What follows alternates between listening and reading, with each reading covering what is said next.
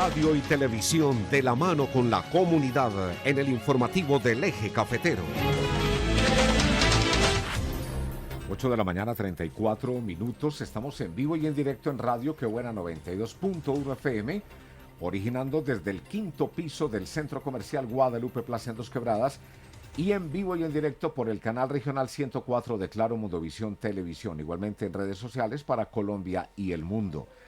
El invitado a esta hora al informativo del Eje Cafetero es el economista Jesús Saldarriaga Gaviria, gerente de Analdex, Asociación Nacional de Comercio Exterior para el Eje Cafetero. Doctor Jesús Saldarriaga, bienvenido, buenos días. Buenos días, Álvaro. Gracias por la invitación. Buenos días a los televidentes, a los oyentes de este gran canal de Qué Buena. Qué Buena, y el canal Mundovisión. Y el canal de Mundovisión. En este momento. Sí. Asociación Nacional de Comercio Exterior para el Eje Cafetero. ¿Qué es eso exactamente? ¿Qué podemos contarle a nuestra audiencia sobre esto, Analdex? Álvaro, pues la Analdex es la Asociación Nacional de Comercio Exterior, nació hace 51 años, pues su sede principal es en Bogotá, pero ha venido creciendo alrededor de ya de más de 50 años. El año pasado celebramos 50 años de vida gremial en el país. Pertenecemos al Consejo Gremial Nacional, es uno de los gremios, es el gremio más grande especializado en comercio exterior y logística. Pues trabajamos con empresas importadoras, empresas exportadoras, y tenemos sedes en Medellín, en Barranquilla, en Cali, y la regional del Eje Cafetero, que se abrió en enero del 2020, 2 meses antes de que nos cerraran por pandemia. Entonces eso nos obligó a cambiar un poco los planes que teníamos de crecimiento en ese año.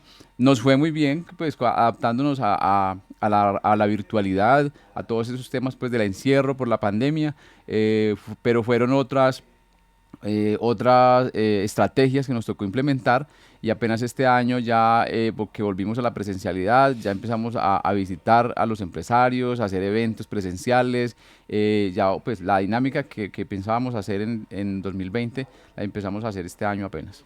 ¿Y esa sede para el Eje Cafetero está donde? ¿Aquí en Pereira? Está en Pereira. Bueno, yo digo aquí en Pereira, estamos en Dos Quebradas. Estamos en Dos Quebradas, Sí, está en Pereira. Uh-huh. Sí, desde Pereira nosotros atendemos las empresas, los afiliados, los aliados estratégicos, y visitamos permanentemente a Caldas y a Quindío. O sea, la cobertura es para los 3 departamentos del Eje Cafetero. Pues esta es una región bastante dinámica y diversa en temas económicos, y ha crecido mucho en temas como la logística, y esto ha sido una de las variables que tuvo en cuenta la Junta Directiva de Analdex para llegar al Eje Cafetero, para tener una regional en esta zona, y poder atender pues más de cerca a los diferentes empresarios de las diferentes cadenas productivas, importadores. Hay muchas empresas que son importadoras, sobre todo en Risaralda, y hay muchas empresas que son exportadoras, sobre todo en Caldas. ¿Dónde queda la oficina en Pereira? Nosotros cuando abrimos en el 2020, tuvimos arrendada la oficina en el Uniplex, en el 4.º piso, ahí en Invico, en la zona de Invico. Uh-huh. Pero con toda la pandemia entregamos la oficina el año pasado. Este año pues como arrancó un poco de cierre, apertura, cierre, la apertura pues se vino a dar con más fuerza llegando a mitad de año. Entonces no hemos arrendado una nueva oficina. Esa tarea la tenemos ya para el año entrante, y poder tener, no sé si ahí mismo o en otra sede de oficinas, para tener la oficina. Ahora estamos trabajando mucho en la virtualidad, y dado que pues la agenda de visitas a las empresas ha sido pues muy amplia este año, entonces permanecemos mucho tiempo en el campo visitando las empresas. De hecho, en este momento, pues ahora a las 10, después de esta entrevista, sigo para Santa Rosa a visitar una empresa pues muy interesante que hay allá, que es Americana de Curtidos. Es una empresa que hace exportaciones de forma importante, una empresa que ha crecido. Entonces, ese tipo de empresas nosotros las visitamos. El año pasado la semana pasada estuve visitando empresas en el Quindío. No sabía que allá había pues empresas tan interesantes como Toy Boys, que fabrica juguetería. O sea, yo creo que es de las principales fábricas de inyección de plástico que hay en Colombia, fabricando juguetería y pues y en estos tiempos de venta de juguetes, pues Claro, la época de diciembre, todo eso. es una empresa bastante interesante. Y así hay muchas empresas, zonas francas, agencias de aduanas. El eje cafetero tiene pues un tejido empresarial bastante interesante. Sumado entre los tres departamentos se vuelve un tejido interesante. Y piensan tener como unas oficinas satélites, de pronto también en lo que tiene que ver Armenia, Manizales, por ejemplo. Hemos hecho convenios con las universidades que tienen programas de comercio exterior y logística en Manizales, sobre todo. Luego pues haremos en Armenia con la Universidad Autónoma de Manizales, con la Universidad de Manizales, trabajando con ellos y con ellos tenemos en esas alianzas y tenemos practicantes que nos ayudan en esos temas desde estas universidades. ¿Cómo está la coyuntura del comercio exterior de Colombia? Bueno, la pandemia pues generó muchas disrupciones que rompió mucho las cadenas globales de suministro y eso pues también afectó a Colombia. Colombia pues es un país más importador que exportador. En la época, en los años de la pandemia, todas las actividades de comercio exterior se mantuvieron, o sea, bien. Creo que fue de las actividades que menos se cerraron. Pues las importaciones, las exportaciones, solo hubo un momento con empresas que exportaban como productos esenciales, como papel higiénico, geles, jabones, que hubo una restricción en el año 2020 para esas exportaciones y entonces el gobierno les dijo que primero tenían que atender el mercado nacional. Se tuvo pues que demostrar que se atendía con suficiencia el mercado nacional, las necesidades del país, para poder permitir que esas empresas exportaran pues, sus compromisos, cumplieran con sus compromisos de exportación. Eso pues todas esas rupturas de las cadenas globales de valor, o sea, que el año pasado se generó en la crisis de los contenedores, que pues, fue muy nombrado, que, o sea, un contenedor de Colombia a China que valía de 40 teus, que valía $2.000, pues, el alquiler de ese contenedor para una empresa, pues llegó a estar en $15.000, $16.000, pues fue eso lo que se llamó la crisis de los contenedores. Los precios empezaron a subir mucho, la escasez de los contenedores en el mundo, eso pues elevó los precios y este año lo que hemos vivido, y Colombia no es la excepción, unos índices de inflación muy fuertes, que vienen pues impulsados desde la pandemia. Pues los precios de los bienes, hoy pues tenemos inflaciones superiores al 10%, inflación de 2 dígitos. Eso pues ha afectado mucho la economía.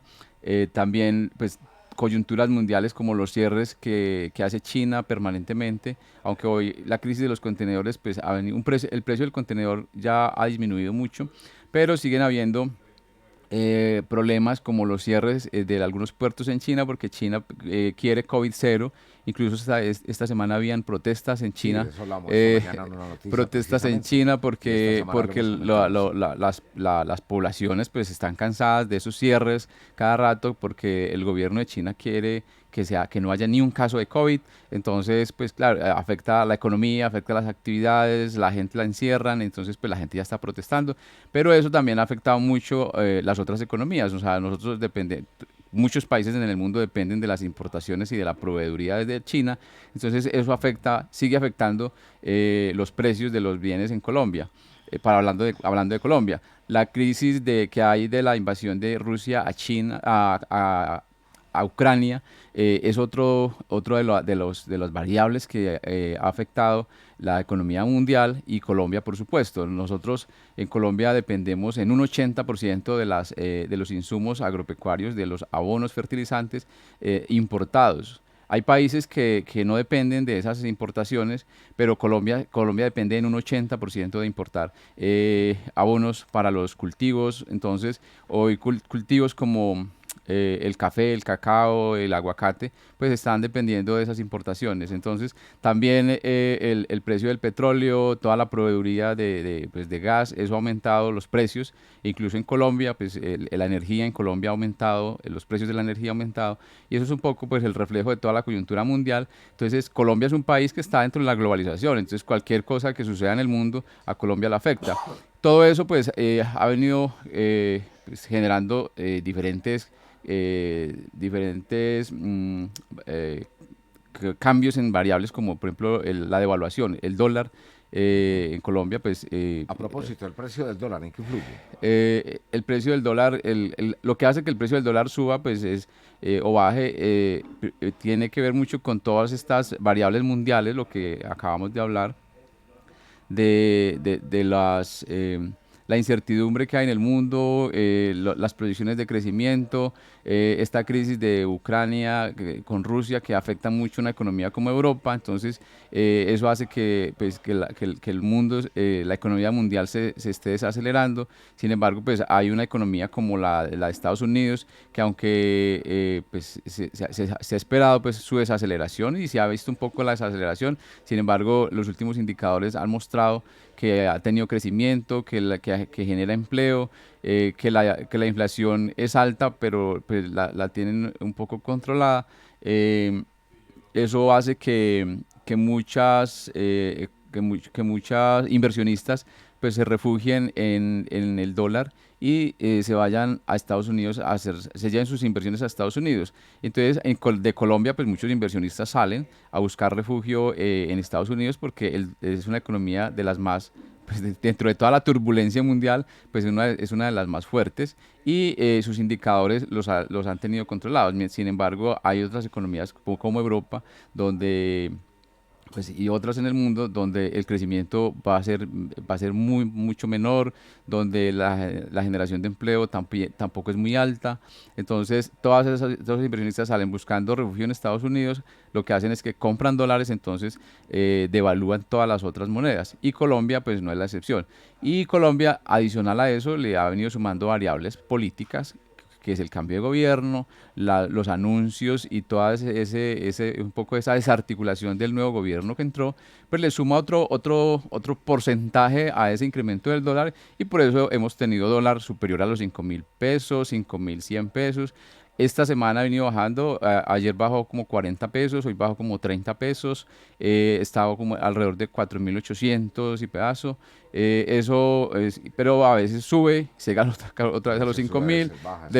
depende de eso. Lo otro que también influye es que la estructura del comercio exterior, la canasta exportadora del país, es una canasta exportadora que depende mucho de las exportaciones mineroenergéticas. Entonces, por eso estos anuncios que tienen que ver con las exploraciones, con la explotación de petróleo, de carbón, la transición energética que anuncia este gobierno. Entonces, los inversionistas saben que la estructura de Colombia en comercio exterior, en exportaciones, su canasta exportadora depende mucho del petróleo y del carbón. Entonces, cuando se hacen anuncios como los que hace la ministra de Minas y Energía, pues los inversionistas se toman decisiones a partir de eso. Entonces, Ujú. eso hace que el dólar que suba el riesgo del país, que los inversionistas empiezan a ver que van a entrar menos dólares al país porque se van a disminuir las exportaciones de petróleo y carbón. Entonces eso hace que el precio del dólar aumente.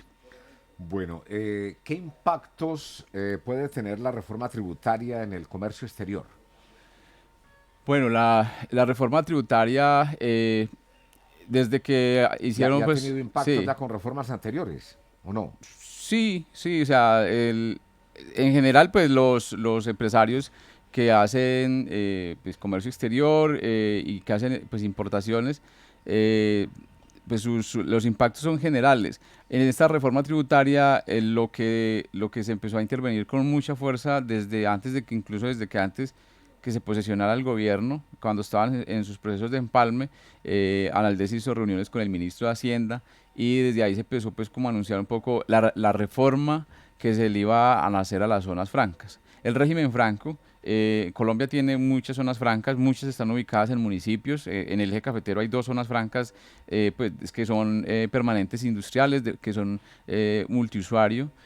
porque hay zonas francas especiales que son un monousuario, que son zonas francas como aquí en Pereira hay una como es un call center que es Telemark, o hay clínicas en zonas francas que esas son especiales, pero las zonas francas industriales de multiusuario que son estilo zona franca de Caimalito, la zona franca de la Tebaida, son zonas francas que pues que hace mucho tiempo mire que estas dos están la de Caimalito pues está cerca a una comunidad y cerca a un municipio como la Virginia, que eso genera unos impactos sociales bien importantes. La del Quindío está en la Tebaida, que también ayuda mucho a ese municipio. Entonces hay muchas zonas francas en el país que están ubicadas en municipios. Entonces, lo que este gobierno propuso de entrada en la reforma tributaria era quitarle las exenciones a las zonas francas que no fueran exportadoras. O sea, a los empresarios que están dentro de una zona franca que no exportaran, que no fueran exportadores, quitarle la exención que tienen, porque ellos pagan impuesto de renta del 20% y no el 35% como pagan en general un empresario que no esté dentro de una zona franca. Pero como ha estado el régimen franco, no les exigía exportaciones. Entonces tenemos dentro de zonas francas empresas que son altamente importadoras y tenían esa exención. Porque además, hace varios años, cuando Colombia firmó los tratados de libre comercio, y la OMC le dijo al país que no podía darle exenciones tributarias a empresas para incentivar las exportaciones, porque eso era, el mundo y la Organización Mundial del Comercio lo veía como una ventaja, una desventaja competitiva para las empresas en el mundo. Entonces, prohibió a Colombia que impulsara a través de normas y de incentivos tributarios las exportaciones. Entonces, lo que hizo el país fue cambiar esa estrategia, y lo que le dijo a las empresas para que entraran a una zona franca es: si usted me genera un número de empleos importantes y me hace inversiones importantes, le dio unos porcentajes, yo le doy la exención tributaria. Ujú. Entonces, por eso las zonas francas hoy están llenas de muchas empresas que prestan servicios, que hacen importaciones. También hay muchas que hacen exportaciones. Por ejemplo, el grupo ADA, que está en la zona franca de Barranquilla, es una empresa altamente exportadora. Exportan más del 90% a sus ingresos dependen más, provienen de más del 90% de sus exportaciones. Ajá. Pero tenemos empresas altamente importadoras donde el 100% de sus ingresos depende de las importaciones. Por ejemplo, el grupo UMA, que manufactura, ensambla motocicletas en la zona franca de la Tebaida. Entonces, esa empresa es altamente importadora. También, pues, también la reforma tributaria inicial propuso ponerle impuestos a la exportación de productos energéticos. Propuso también quitar como unos incentivos a las exportaciones o importaciones de bienes que se hacen por plataformas electrónicas, que también eso está dentro de la zona franca, para no cobrarles impuestos. Y así muchos servicios.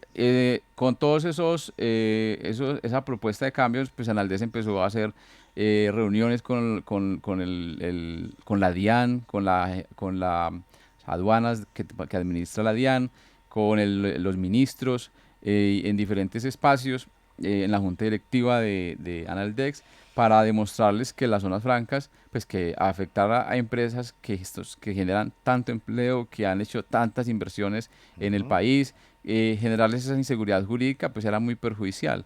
Entonces, se empezó a demostrarles eh, era el mejor tener otras opciones. Se le propuso al gobierno ponerles a las zonas francas unos planes de internacionalización, y eso quedó aprobado dentro de la zona franca. O sea, que se hicieran planes de internacionalización, y un cambio que propusieron al principio eh, de exigirle a las empresas que están dentro de una zona franca que exportaran el 80% de sus ventas. Ujú. Eso al final quedó una tarifa escalable. Es que si usted si usted exporta 80 o más de sus ingresos provienen de exportaciones, Sí. usted logra el 20% de renta. Bueno. Pero si usted o sea, si exporta al 70, si exporta al 50, si exporta al 40, si exporta al 30, entonces en esa misma medida le estableció tarifas diferenciales. Y si usted exporta o sea, el 20 o menos, usted le toca pagar el 35% de renta.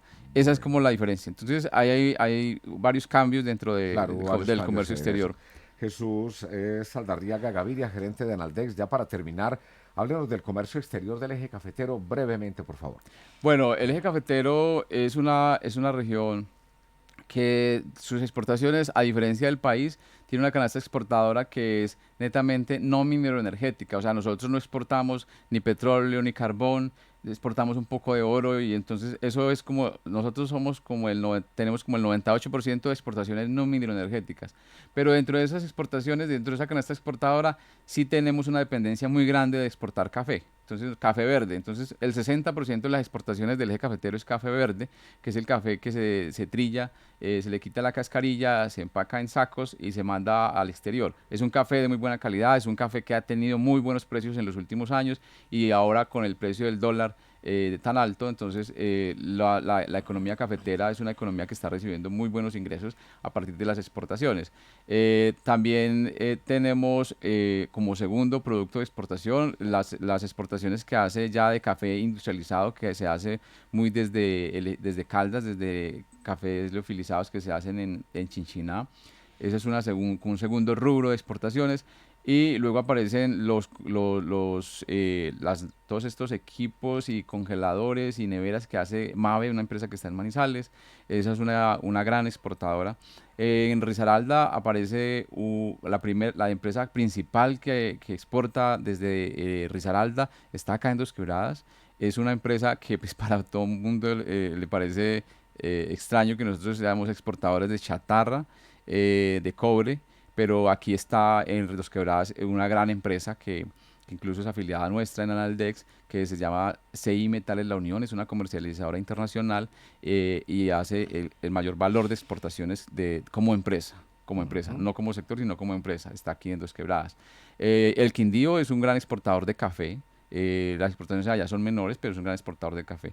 En términos de, o sea, cuando uno ve cuál es el departamento más exportador del eje cafetero, uno encontramos a Caldas, pues muy por encima de Risaralda y Quindío.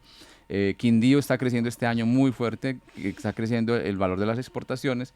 Cuando miramos las importaciones, Risaralda es el país perdón, el departamento más importador que tiene el eje cafetero. Risaralda importa más que los otros dos departamentos, entonces ahí tenemos como una compensación. Ajá. Risaralda el mayor importador, Caldas el mayor exportador, Quindío de las dos variables es menor y ahí pues tenemos una canasta exportadora diversificada. En importaciones lo que más importan son equipos y este tema de piezas para automóviles.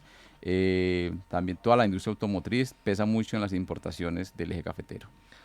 Bueno, pues a Jesús Saldarriaga Gaviria, gerente de Analdex, Asociación Nacional de Comercio Exterior para el Eje Cafetero. Gracias por estar con nosotros a esta hora en el informativo del Eje Cafetero. Le deseamos una feliz mañana. Álvaro, muchas gracias y feliz mañana también para todos. 8 de la mañana, 57.